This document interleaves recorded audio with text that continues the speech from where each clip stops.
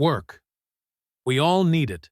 Some people are lucky enough to find jobs they love, while others just try to survive every single day.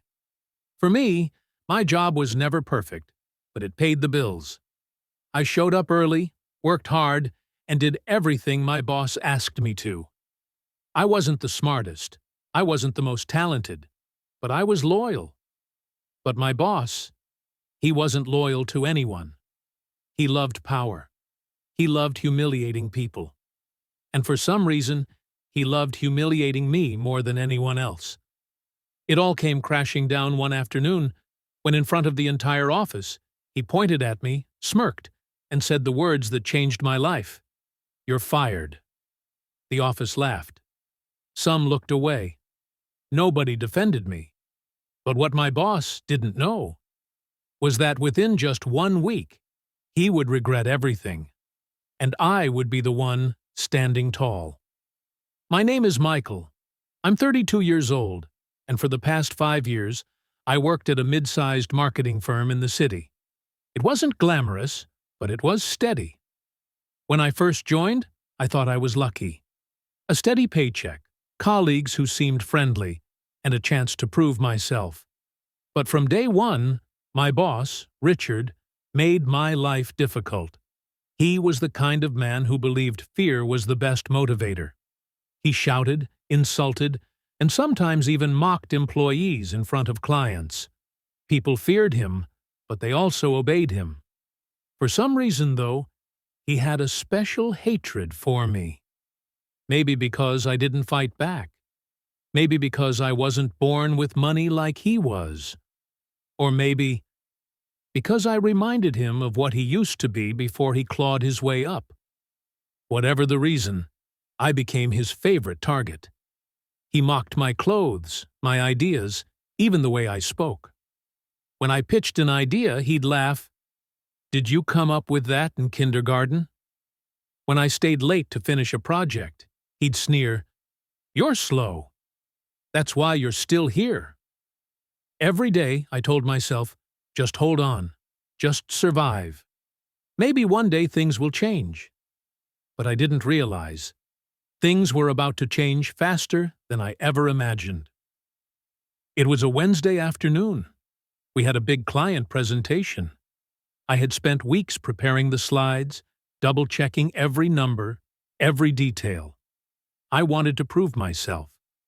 When the meeting began, Richard strutted in like a king. He didn't even acknowledge me. I started presenting. For a moment, I felt confident. But halfway through, Richard interrupted me. "Stop! What is this garbage?" The room went silent. My heart sank. "Did you seriously think this would impress our client?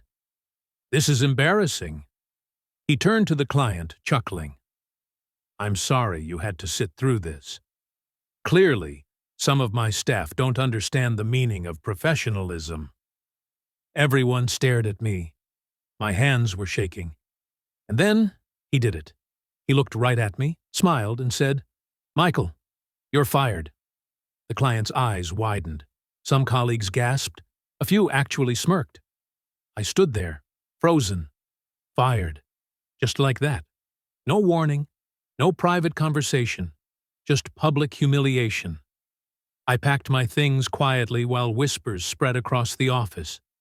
Nobody helped. Nobody even looked at me. That was the day I lost my job. But it was also the day I decided Richard would regret ever crossing me. That night, I sat in my tiny apartment, staring at the ceiling. I felt worthless, angry, betrayed. But slowly, anger turned into determination. You see, Richard had a weakness, a secret I had discovered by accident months earlier. He was embezzling funds from the company. Small amounts, hidden in fake invoices and bogus projects. At the time, I didn't say anything. I needed the job. I thought maybe I was mistaken. But after what he did to me, I knew exactly what I had to do. I gathered evidence, emails, financial records, even recordings of him bragging to one of his drinking buddies. I organized everything into a neat folder. And then I waited. Because revenge isn't just about striking back. It's about striking back at the right time. And Richard's time was coming sooner than he thought. By the way, if you're still listening to this story and enjoying it, take a quick second to hit that subscribe button and give this video a like. It helps us bring more stories like this to you. Now, back to what happened next. A week later, the company was preparing for another major presentation, this time with the board of directors. Richard was nervous. This deal could make or break his reputation. That's when I made my move. I sent an anonymous email to the board with all the evidence attached. Every fake invoice, every stolen dollar, every arrogant confession. The night before the meeting, Richard was celebrating at a bar, bragging about how untouchable he was.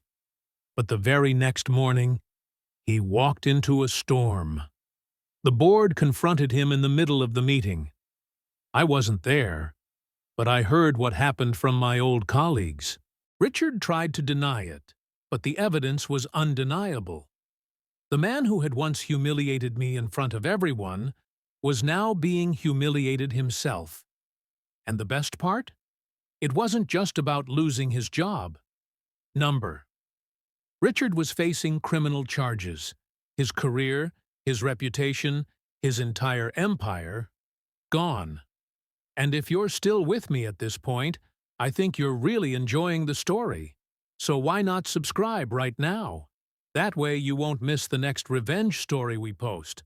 All right, let's finish this one. Richard was escorted out of the office by security. The same way I had once walked out, humiliated, he now walked out. Except worse. Everyone watched. Nobody pitied him. News spread quickly. Clients pulled away. His name became a joke in the industry. As for me, I found another job within a week. This time with a boss who respected me. And when people asked me why I left my old company, I just smiled and said, sometimes you need to be fired to finally find freedom. Richard thought he could destroy me in front of everyone.